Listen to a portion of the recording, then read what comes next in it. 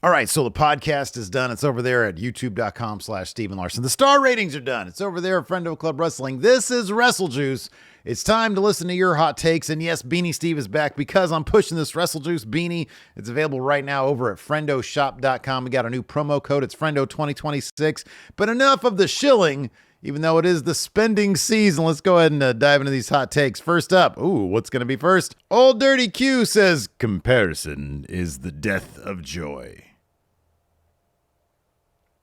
I don't know how this applies. Maybe the next hot take will illustrate something. Here we go. This is what he means. War Eagle says it's official. Blood and Guts is better than War Games. Oh, boy. Here comes the tribalism, everybody. We got the WWE people. We got the AEW people. I saw a lot of this hot take here in this particular thread. I happen to agree with it, too. I happen to agree with this particular one. Because I think the Blood and Guts match, I think both Blood and Guts matches with the AEW was better than the WWE one, because I felt like the WWE ones are just, here's the thing. This is the deal. I'm not even saying this because it was as much bloodier, but to me, the story is the thing. And I feel like both in the women's and the men's WWE matches, there just wasn't a whole lot of story going on there. You know, usually, given that these days, but like last year, for example. And here's the thing. I am an advocate for the War Games match in WWE. I think that they're a lot of fun. I think over the past couple of years since they brought it back, 3-4 years now? I forget what it's been exactly. But they've always been good. They've always been good at exploring the relationship between these characters that we have in the WWE, both on the men's side and the women's side. And they're always doing crazy shit that's like, whoa, that was really neat. And there was a moment here or there within these matches where I was like, oh, that was cool. But by and large, it was just absent any pizzazz, whatever that means. It was absent some stank, whatever that's supposed to mean. I felt, especially in the men's, by the end of it, people were just sort of standing around. So, I'd like a little sense of urgency. I wouldn't mind blood. In the War Games match. It is War Games, a throwback to the NWA era of just, people bleeding all over the place sometimes. Anyways. So, this year, sorry, WWE, AEW beat you. Mr. Sammy Sam, but don't forget what old Dirty Q said. Comparison is the death of joy. I don't know, man. I'm pretty happy saying that. Mr. Sammy Sandman says, I'm pleased the masked man stayed masked. Too often a masked person doesn't move and removes their mask straight away, and it's so stupid. On the other hand, Mark here says unmasking Austin Theory would have made more sense. So yeah, that masked man was totally Austin Theory. I don't need the dirt sheets to tell me that. I know that ass when I see it. Austin Theory doesn't skip squat day, man. Dude's got some cake back there, and the guy in the masked man had that same cake. So yeah, when I saw that, and on top of that, at first when he did the stomp, I was like, that don't look like Seth Rollins. But he did the stomp. That'd be kind of cool. But no, I have no doubt that on Monday he's gonna unmask as Austin Theory. And I'm cool with that. As for where I stand on these two competing hot takes, one person says he should have done the moves and then unmasked. One person says mask. No, you got to keep that mask on. I feel like in this situation, there needs to be the explanation along with the unmasking. So I feel like in this situation, let's wait till Raw on Monday. We'll get the reason why they brought in Austin Theory. We'll get the reason why they're doing this. It'll be interesting to see if Logan Paul sticks around. Obviously, Brock's not going to be there. But yeah, I think in this situation, even though I do feel like it's probably a detriment to the match itself, I don't know. Whoever shows up in the mask really should make some sense. Like when Becky showed up that one time, that makes sense. She's married to Seth Rollins. That makes sense. So in this case, I think you just sort of wait to do it. But it didn't really, I don't know. It wasn't really an intriguing moment. I feel like, honestly, they should have had the masked attacker spot on Monday in some sort of other match that they do. Maybe You jump Logan Paul out of the Vision, but that wouldn't make any sense. I don't know why you would do that. So I don't know, man. I feel like the Masked Attacker spot in the match was really kind of clunky anyways. Everything kind of felt slow motion at that point. Like he did the thing to CM Punk and then Braun Breaker did his thing. And then it was like, okay. And a lot of people were standing around and nobody really cared. So yeah, it just wasn't executed very well regardless. Sly says, Whispers, had a lot of fun watching. Thought it was great. And then Ruds and Hides. No. Not allowed to have fun over here. This is probably the hottest take of all because a lot of people were dissatisfied with it. But you know what? I will say this. Who said this to Sly Ratchet? I'm happy for you. I really am. When people are like, oh, man, I had a good time. I thought it was great. You don't need to run and hide. You'd be proud of that shit. Be like, hey, I don't know about you guys. I don't know about you lame-os, crybabies, but I had a good time. I think that's great. You know, man, if you sat there and you're entertained by this, that's awesome. I'm glad that people like it. Wasn't huge into it myself, but that's all good. The Scott says, Dom leans on Eddie and Ray references way too much. How many times do we need to see him do the boot thing? I really like the boot thing. I always think it's clever. I like it. I love that he uses the legacy of Eddie Guerrero to rub it in Rey Mysterio's face. I love it. I think that Dom is one of the most well-rounded characters in WWE, or at the very least, he's one of the most fun characters in WWE. I think that he is definitely sort of a blueprint for what they should be looking for. In terms of people who, I don't know, they don't feel like a carbon copy, or they don't feel like, you know, they're just a cookie cutter. That's what I should say. A cookie cutter version coming up from Evolve. Just this, you know, sort of endless line of just WWE superstars. He feels more fleshed out. And I don't know. I think it's because he's been in the industry for so long. Like he's been around it anyways. He just understands it. Lo Quay says, Cena being belted up by women was a choice. Yeah, it was a good choice. I love that match. I thought it was a lot of fun. And the high spot for me, besides Liv returning, was Cena eating a Tahana bomb and then a Pop Rocks. I thought that was hilarious. I thought that was really cool. I mean, you know, he was just sort of surprised by everything that was happening that he took that shit. So I don't know. I thought that was a really fun moment, to be honest with you. Orlando says, hot take, but the reptilian in me wouldn't be mad at seeing another Lesnar Reigns match. Oh, this is hot.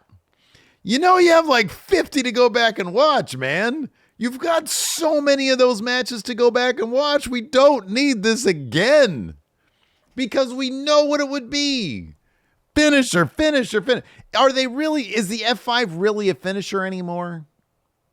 When he needs like 8 to do them to get the job done, it's like the skull crushing finale at this point. You got to hit like 1 million of these things to do any damage. Oh my God, you've got so many of these matches to look back on. We do not need another one of these. I don't think we're going to do that. It's probably going to be Brock versus Gunther at Mania.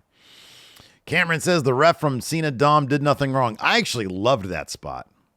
The fact that the ref did not count because he knew that Dom was faking and was like, nah, that was some bullshit that you just tried to pull on me. So no, I'm not going to count right here. And then he let Cena sort of recharge and regain, and then he just let the match go. I like that amount of discretion, referee's discretion in a story beat. I thought that was great. I thought that whole match was a lot of fun. Let's see here. What else? Jimbo says, did I miss something? Why are Punk and Roman suddenly cool? What's up with Cody now?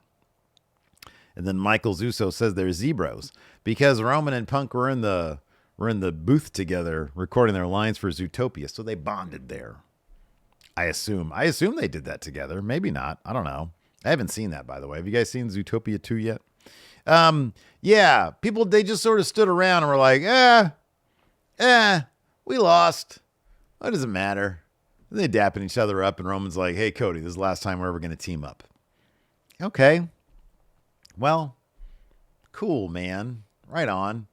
Nobody seemed to give a shit that they just lost that match. Nobody seemed to give a shit that they lost. They were just like, all right, whatever. Like, what? There should have been some pushing and shoving and stuff.